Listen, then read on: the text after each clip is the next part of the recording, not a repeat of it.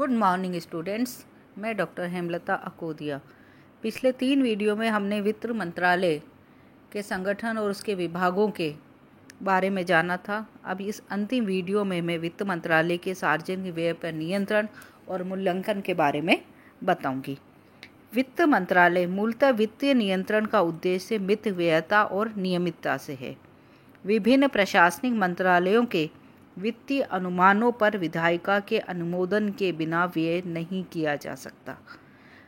अपन जानते हैं कि संसद की अनुमति के बगैर एक नया पैसा भी खर्च नहीं हो सकता। और संसद में बजट प्रस्तुत करने का काम कौन करता है? वित्त मंत्री। तो वित्त मंत्रालय वित्त मंत्री के निर्देशन में या उनके अंडर में ही कार्य करते हैं।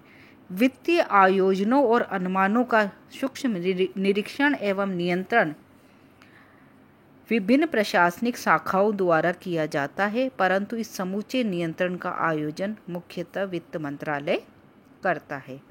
विधायिका द्वारा पारित आयोजनों के लिए धन जुटाने हेतु संबद्ध प्रशासनिक मंत्रालय और विभाग वित्त मंत्रालय पर ही पूर्णतया आश्रित रहते हैं। अर्थात संबद्ध प्रशासनिक मंत्रालयों और विभागों के वित्तीय विषयों का संचालन वित्त मंत्रालय द्वारा ही किया जाता है। किसी आयोजना पर बिना वित्त मंत्रालय की अनुमति के वित्तीय व्यय नहीं किया जा सकता। इसका आंशिक अपवाद भारतीय रेल, डाक, रक्षा और तार मंत्रालय है। संबद्ध प्रशासनिक मंत्रालयों के अनुमानों की जांच के बाद विधायिका के समक्ष बजट प्रस्तुत करने के लिए वित्त मंत्रालय अनुमोदित करता है। यहाँ उन प्रक्रियाओं का उल्लेख किया जा रहा है जिससे वित्त मंत्रालय संबद्ध प्रशासनिक मंत्रालयों और विभागों के वित्तीय अनुमानों का सूक्ष्म निरीक्षण कर उन पर अपना नियंत्रण प्रभावी करता है। पहला है, बजट वर्ष की समाप्ति से पूर्व ही प्रत्येक संबद्ध प्रशासनिक मंत्रालय अपने वार्षिक वित्तीय व्यय संबंधी अनुमानों को वित्त मंत्रालय को प्रेषित करते हैं। संबद्ध प्रशासनिक मंत्रालय द्वारा भेजे गए वित्तीय अनुमानों को मंत्रिमंडल को प्रेषित करने से पूर्व वित्त मंत्रालय उनका सूक्ष्म निरीक्षण करता है। इस सूक्ष्म निरीक्षण में वित्त मंत्रालय मुख्य रूप से 2 बातों का ध्यान रखता है। पहला है मितव्ययता, दूसरा है धन की उपलब्धि।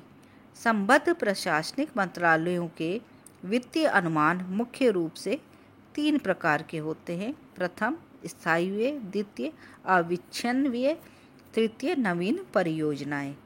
वेतन, भत्ते एवं कार्यालय संबंधी व्यय स्थायी व्यय के अंतर्गत आते हैं। इन स्थायी व्ययों के संबंध में वित्त मंत्रालय का वित्तीय नियंत्रण औपचारिक ही है। बजट वर्ष में पहले से चले आ रहे खर्चे को अस्थायी व्यय अथवा अविच्छिन्न व्यय कहते हैं। संबद्ध प्रशासनिक मंत्रालयों के अधिकांश व्यय इस श्रेणी में आते हैं। इन व्ययों पर अनुमानित व्यय चालू मूल्यों के आधार पर निर्धारित किया जाता है। संबद्ध प्रशासनिक मंत्रालयों के चालू वर्ष के अविच्छिन्न व्यय के आधार पर वित्त मंत्रालय इन्हें अनुमोदित कर देता है।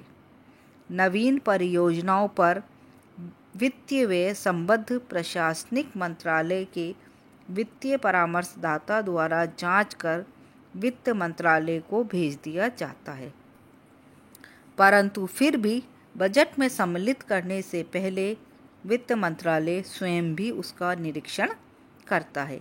इन परियोजनाओं के संबंध में वित्त मंत्रालय स्वयं अकेले निर्णय नहीं लेता, उसे योजना आयोग से भी उन विषयों पर परामर्श करना होता है।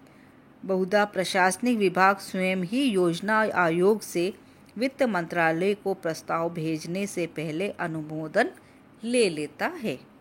जब किसी नवीन परियोजना को आवश्यक प्राथमिकता तथा वित्तीय साधन उपलब्ध हो जाते हैं, तभी उसे बजट में स्थान मिलता है।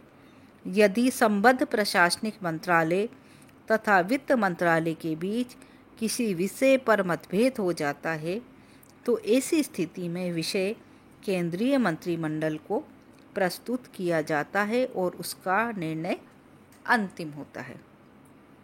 द्वितीय है, साधनों के सीमित होने के कारण वित्त मंत्रालय को विशेष रूप से ध्यान रखना होता है कि परियोजनाओं में लगाए गए उपकरणों और साधनों को क्षति न पहुंचे और उसके परिणाम भी समुचित हो।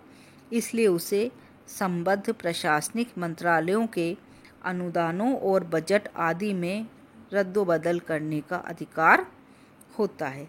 तीसरा है, विनियोग विधेयक पर राष्ट्रपति के हस्ताक्षर होने के बाद वित्त मंत्रालय विभिन्न प्रशासनिक मंत्रालयों को उनके अनुदानों की स्वीकृति की सूचना देता है। प्रत्येक प्रशासनिक मंत्रालय अपने अधीनस्थ विभागों और उपविभागों में नियुक्त वित्तीय अधिकारियों को उनके अनुदानों एवं अनुमानों की स्वीकृति की सूचना देता है। इन मंत्रालयों और विभागों को नकद धनराशि नहीं दी जाती, बल्कि सरकारी कोष में उस मंत्रालय और विभाग के नाम खाता खोल दिया जाता है। फलस्वरूप वे कोष से अपनी आवश्यकता अनुसार धनराशि व्यय करते हैं। वित्त मंत्रालय वित्तीय नियंत्रक अधिकारियों के सहयोग से व्यय की जांच करता है। विधायिका द्वारा अनुमोदित वित्तीय अनुदानों को व्यय करने का उत्तरदायित्व भी इन्हीं वित्तीय नियंत्रक अधिकारियों पर होता है। ये अधिकारी व्यय की नियमितता के साथ साथ धन के अपव्यय को बचाते हैं।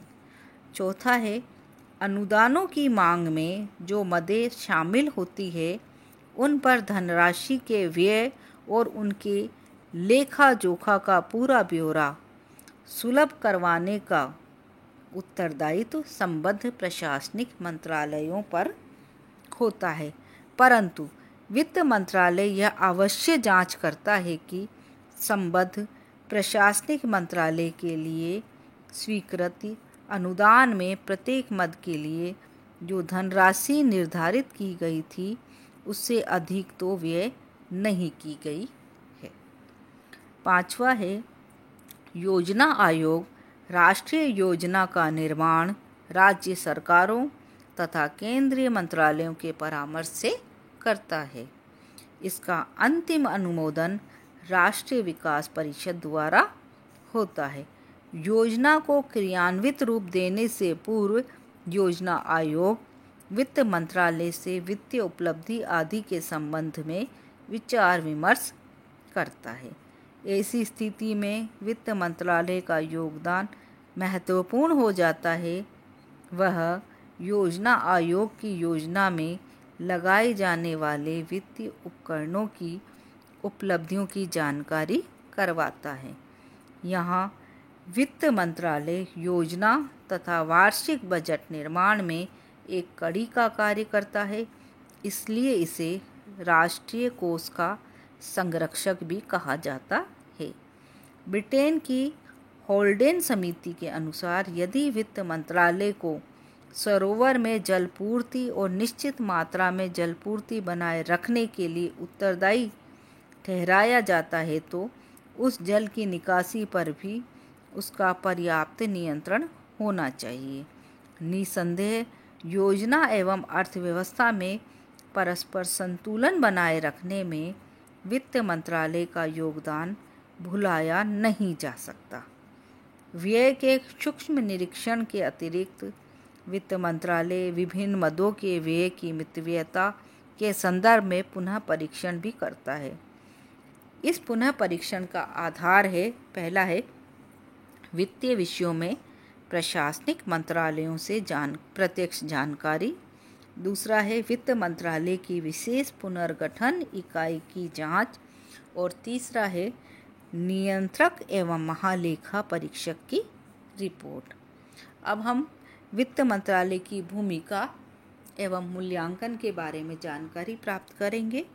सार्वजनिक वित्त पर वित्त मंत्रालय के नियंत्रण के संबंध में विद्वानों और प्रशासकों ने कई मत व्यक्त किए हैं।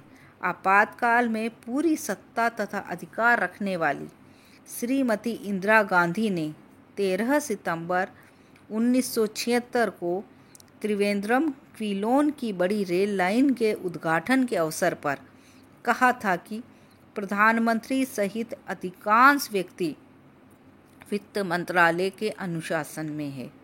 यह अनुशासन इतना प्रबल है कि भारत के लौह पुरुष कहे जाने वाले सरदार पटेल स्वतंत्रता प्राप्ति से पहले जब भारत के गृह मंत्री तथा कांग्रेस विरोधी मुस्लिम लीग के श्री लियाकत अली खां वित्त मंत्री थे, तो सरदार पटेल ने यह कहा था कि उन्हें वित्तीय मामलों में इतना भी अधिकार नहीं है कि वे अपने विभाग में वित्त मंत्रालय की सहमति के बिना एक चपरासी भी रख सकें।